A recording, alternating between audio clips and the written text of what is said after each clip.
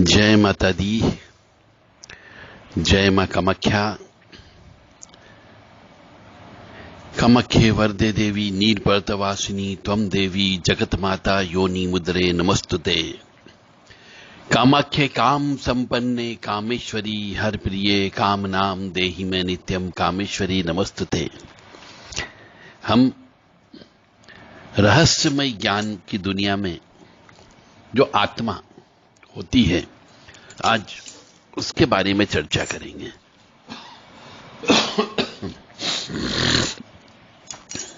आत्मा क्या होती है? सबसे पहले तो यह आता है कि आत्मा होती क्या है। मनुष्य के अंदर जिससे मनुष्य एक्टिव रहता है, जिसको हम चिप कह सकते हैं, भगवान की चिप। ये चलता फिरता मोबाइल है, इसके अंदर आत्मा नाम की जो चिप है वह आत्मा है, जिसका संबंध ईश्वर से होता है। अब प्रश्न यह आता है कि क्या आत्मा नर है या मादा है? बड़ा विचित्र प्रश्न है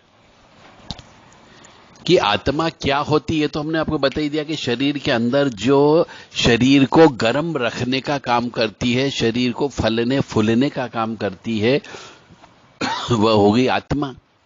और आत्मा निकालने के बाद में मनुष्य शरीर शांत हो जाता है, यानी आग निकल जाती है अंदर से, एक्टिवनेस निकल जाती है उसके अंदर से, तो मनुष्य शरीर शांत हो जाता है, ठंडा पड़ जाता है। यानी आत्मा एक आग भी है, और आत्मा आग है। जब वो निकल गई तो क्या वो नर है या मादा है? बड़ा विचित्र प्रश्न है ये भी, जिनने भी किया हमसे। अब फिर आगे प्रश्न ये आता है कि क्या स्त्री की आत्मा, यानी स्त्री की मृत्यु हुई तो स्त्री की आत्मा और पुरुष की आत्मा, तो क्या स्त्री की आत्मा मादा आत्मा होती है और पुरुष की आत्मा क्या नर आत्मा होती है? और इस प्रश्न को उलझाने का प्रयास किया गया है कि आत्मा क्या होती है, आत्मा नर है या मादा है। अब हम प्रैक्टिकल ज्ञान की ओर बात करेंगे, किताबी ज्ञान की बात नहीं करेंगे। हो सकता है आपके पास कोई किताबी ज्ञान हो, आपने कोई किताब पढ़ ली हो सकता आपने जिसने किताब लिखी हो उस व्यक्ति का लेक्चर कभी सुन लिया हो। तो मैं किताबी ज्ञान की बात नहीं करूंगा, मैं प्रैक्टिकल ज्ञान की बात करूंगा, क्योंकि हम आत्माओं से खेलते हैं।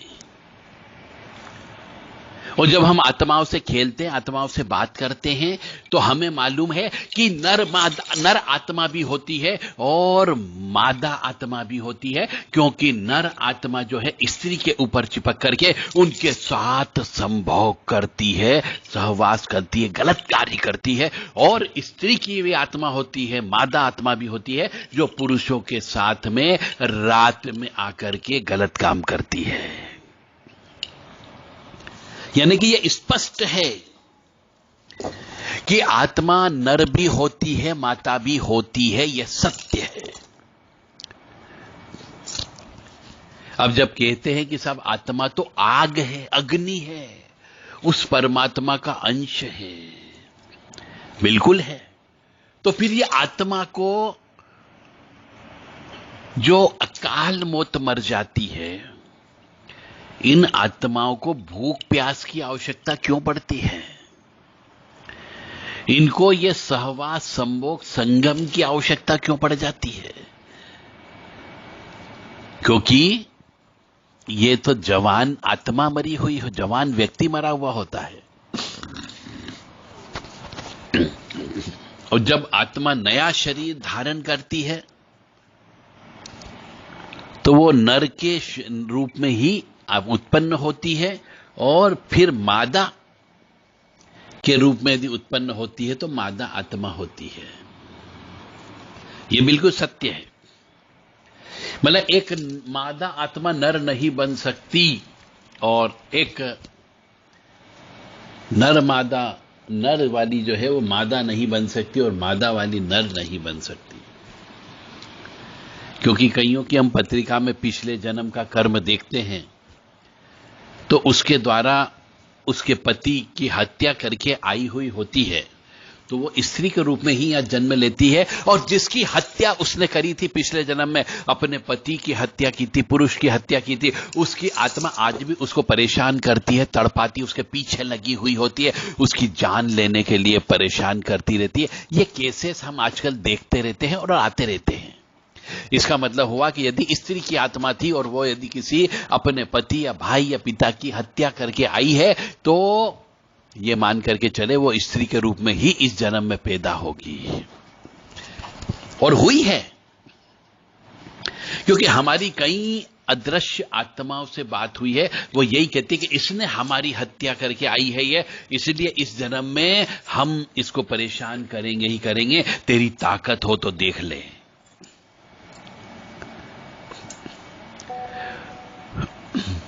और आत्मा एक ज्योति पुंज है, एक कंफर्म है कि आत्मा में एक आग है, आत्मा एक ज्योति है।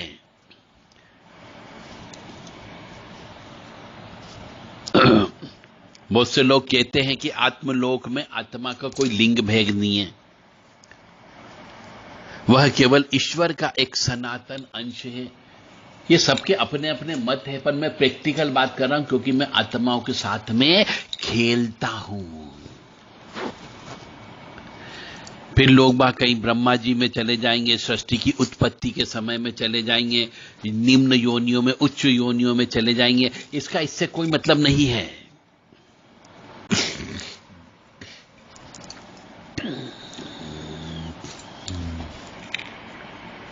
तो योनियों में नर भी होती है और मादा भी होती है, और आदमी मरता है, औरत भी मरती है, तो वह सब प्रेत योनि में जाते हैं। और प्रेत योनि में नर भी होता है, मादा भी होती है। तो पहले कोई भी व्यक्ति मरता है तो वह सबसे पहले प्रेत योनि में जाता है। और ब्रह्मांड का जो दक्षिणी भाग है उसको पितृलोक कहते हैं, इसलिए दक्षिण में मुख करके पितरों को भोजन दिया जाता है, तर्पण दिया जाता है, पिंडदान दिया जाता है। और जो कोई भी पुण्यात्मा समय से पहले अकाल मौत मर जाती है तो परमात्मा उन्हें वहां स्थान देते हैं, और वो वहां पर बैठ करके अपने परिवार के कल्याण के लिए प्रार्थना करते हैं, क्योंकि वो पुण्यात्मा है। और यदि दुरात्मा होती है तो वह अकाल मृत्यु को प्राप्त हो जाती है, तो वही इसी जगत में प्रेत बनकर के घूमता है और अपना बदला लेने का कोशिश करता है। शायद अब आपको समझ में आया होगा, क्योंकि हम कई प्रेत पीड़ित व्यक्तियों से मिलते हैं, प्रेत पीड़ित स्त्रियों से भी मिलते हैं, पुरुषों से भी मिलते हैं, बच्चियों से भी मिलते हैं, लड़कों से भी मिलते हैं। वो यही कहते हैं कि हमारे ऊपर कोई, हमें जब स्त्री नजर आती है, यानी अदृश्य आत्मा के रूप में उन्हें स्त्री दिखती है और वो शरीर के अंदर प्रवेश कर जाती है। और किसी को कोई पुरुष नजर आता है और वो शरीर में प्रवेश करके हमारे साथ संगम करता है, गलत कार्य करता है, गलत हरकत करता है।